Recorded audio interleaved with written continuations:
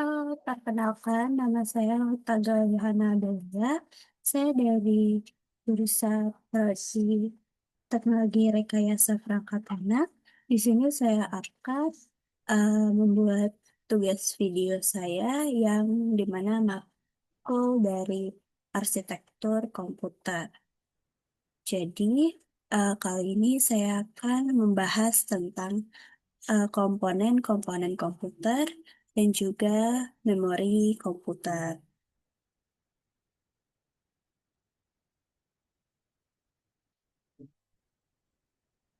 Jadi, eh,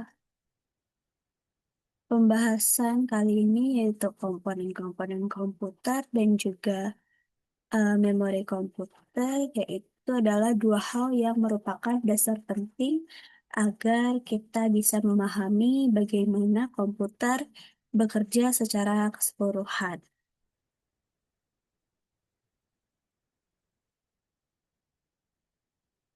Jadi di slide pertama ini, sebelum saya masuk ke komponen-komponen komputer dan juga memori komputer, jadi saya akan eh, menjelaskan apa sih itu komputer. Jadi komputer itu adalah perangkat elektronik yang dapat menerima data, mengelolanya, dan juga menghasilkan output berupa informasi. Jadi tanpa komponen penyusun yang lengkap, komputer itu tidak bisa bekerja dengan baik. Jadi komponen utama pada komputer itu ada secara umum komputer memiliki empat komponen, yaitu ada perangkat output atau output device, lalu ada CPU prosesor, lalu ada storage, dan juga yang terakhir ada output device. Mari kita bahasnya satu persatu. Jadi mulai dari input device. Jadi perangkat input device ini adalah alat yang digunakan untuk memasukkan data ke komputer. Misalnya ada mouse yang dimana dia digunakan untuk menggerakkan pointer, lalu ada scanner di mana ia digunakan untuk menyalin gambar ke komputer, dan juga ada keyboard di mana digunakan untuk mengetik, dan webcam di mana kita untuk membuat seperti kamera pada komputer. Selanjutnya ada processing device. Jadi processing device adalah inti dari sistem komputer. Jadi komponen utama pada processing device ini adalah CPU atau Central Processing Unit yang biasanya itu disebut sebagai otak komputer. Jadi di dalamnya itu ada tiga bagian penting, yaitu ALU yang dimana bertugas untuk menghitung, ada CU yang dimana mengatur jalannya instruksi, dan juga ada register sebagai penyimpanan sementara data. Jadi tanpa perangkat pemrosesan yang tadi, komputer itu hanyalah kumpulan perangkat keras yang bekerja atau sama sekali tidak bisa bekerja tanpa otak. Jadi, semakin cepat processing device ini, semakin cepat pula kinerja komputer itu terjadi. Selanjutnya ada di output device. Jadi, setelah data diproses tadi, hasilnya akan dikeluarkan melalui perangkat output. Contohnya seperti monitor yang dimana untuk menampilkan gambar, printer untuk mencetak dokumen, dan juga speaker untuk mengeluarkan suara. Jadi, output device ini yaitu alat untuk menyampaikan hasil olahan komputer kepada pengguna. Jenisnya bisa berubah visual seperti monitor, juga audio seperti headphone atau speaker, dan juga cetak seperti printer. Jadi tanpa output device ini, pengguna juga tidak bisa melihat hasil kinerja komputernya. Selanjutnya, kita akan membahas mengenai storage device. Jadi, storage device ini adalah tempat untuk menyimpan data, baik sementara maupun permanen. Sekarang teknologi itu penyimpanannya semakin cepat dari ukurannya yang kecil seperti SSD dan juga flash disk.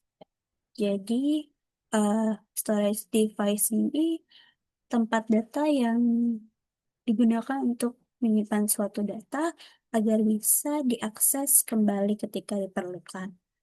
Dan juga untuk perbandingan SSD dan juga HDD, itu SSD lebih cepat daripada HDD, tapi harganya lebih mahal. Lalu ada penyimpanan cloud storage, di mana ini memungkinkan penyimpanan tanpa batas di internet. Seperti yang kita dengar sekarang, eh, beberapa handphone, contohnya iPhone itu memiliki cloud storage seperti itu. Lanjut, adakah hubungan antara komponen? Jadi ini di mana ada alur cara kerja komponen-komponen komputer. Semua komponen komputer ini tuh saling berhubungan dan saling bekerja bersama. Jadi dimulai dari data yang masuk melalui input, lalu akan diproses di CPU atau diproses oleh CPU, di processing device, dan hasilnya akan dikeluarkan di output device, dan sebagian akan disimpan di storage device untuk digunakan kemudian hari nanti atau ketika ingin diperlukan. Lalu kita lanjut ke materi, apa sih itu memori komputer. Jadi, memori komputer itu adalah tempat penyimpanan data dan instruksi yang akan digunakan oleh CPU. Jadi, tanpa memori komputer itu tidak bisa menjalankan programnya sendiri.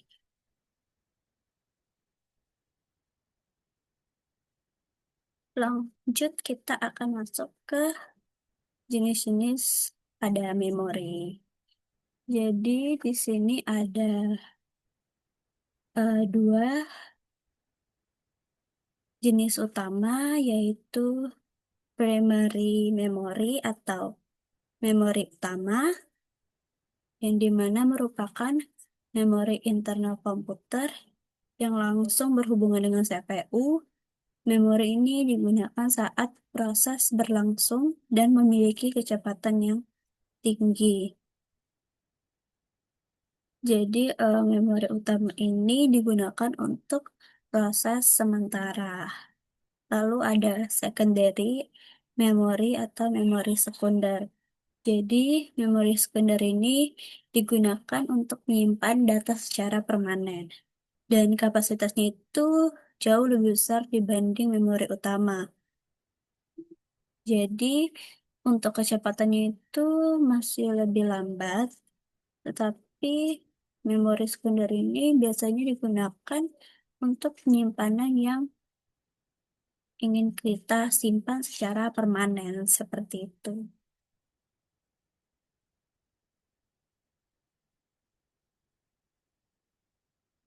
Lalu lanjut kita akan membahas mengenai memori eh, utama.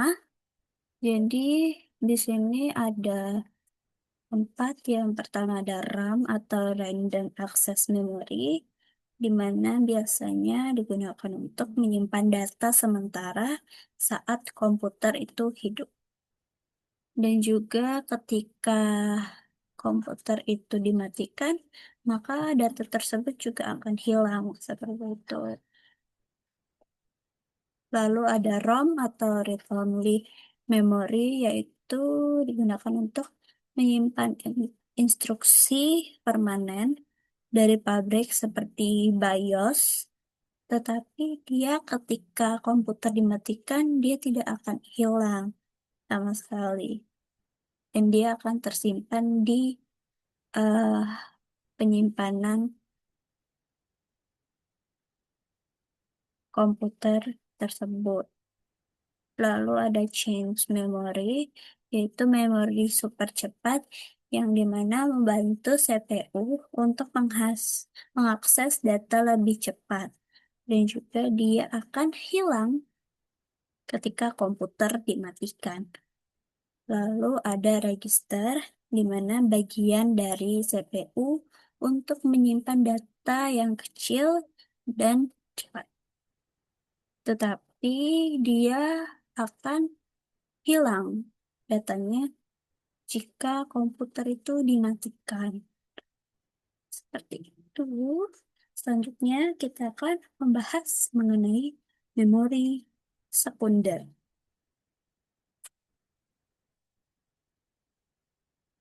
Jadi, memori sekunder ini biasanya digunakan untuk menyimpan data jangka panjang atau permanen seperti dokumen, video, foto, dan sistem operasi lainnya.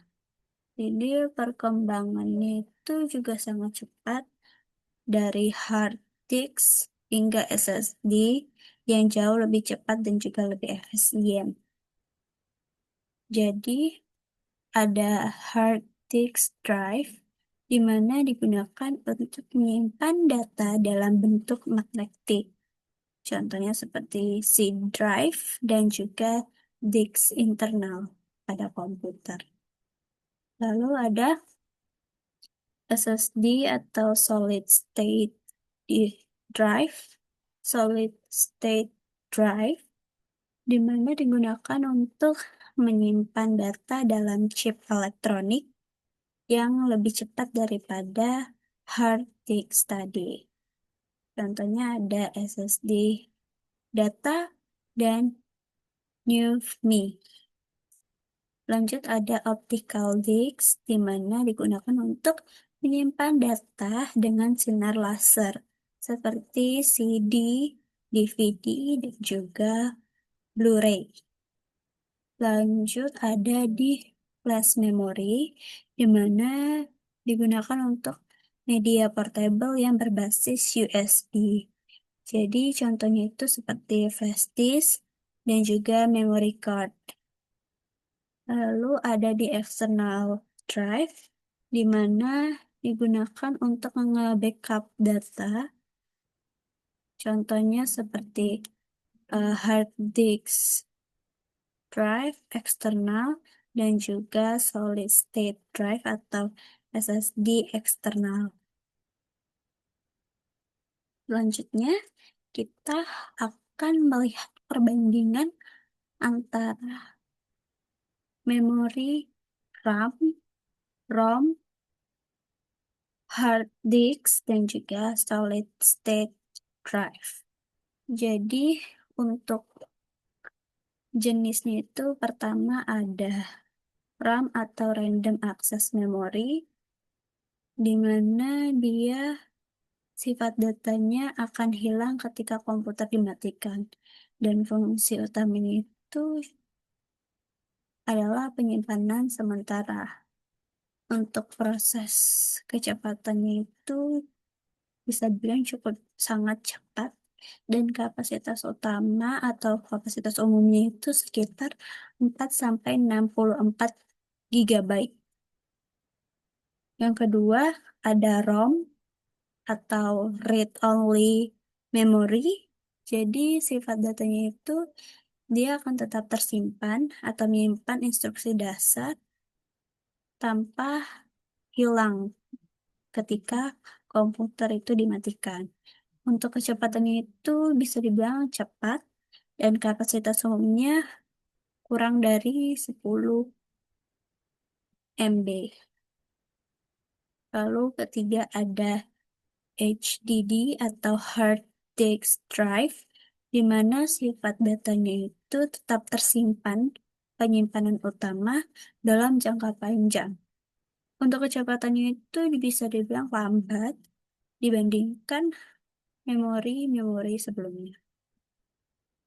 Untuk kapasitas umumnya itu sekitar 500 gigabyte sampai dengan 4 terabyte.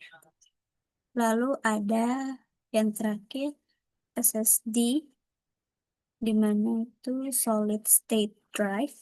Sifat datanya itu akan tetap tersimpan di penyimpanan utama.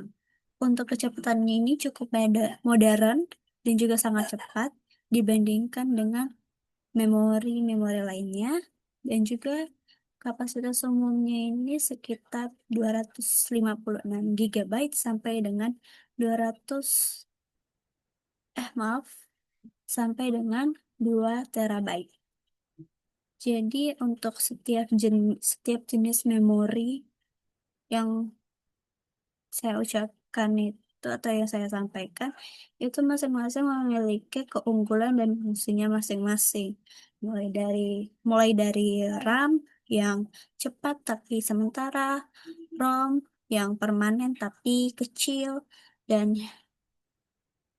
HDD hard disk dia besar tapi cukup lambat, dan juga SSD atau solid state drive yang dimana dia cepat serta awet. Jadi eh, mungkin dari pembahasan yang saya sampaikan tadi, kita tahu bahwa komponen-komponen komputer itu punya perannya masing-masing, dan perannya itu penting agar sistem bekerja dengan baik. Jadi sekian dari saya, segitu saja yang bisa saya sampaikan. Mohon maaf jika ada kesalahan kata maupun pengucapan. Sekian dan terima kasih.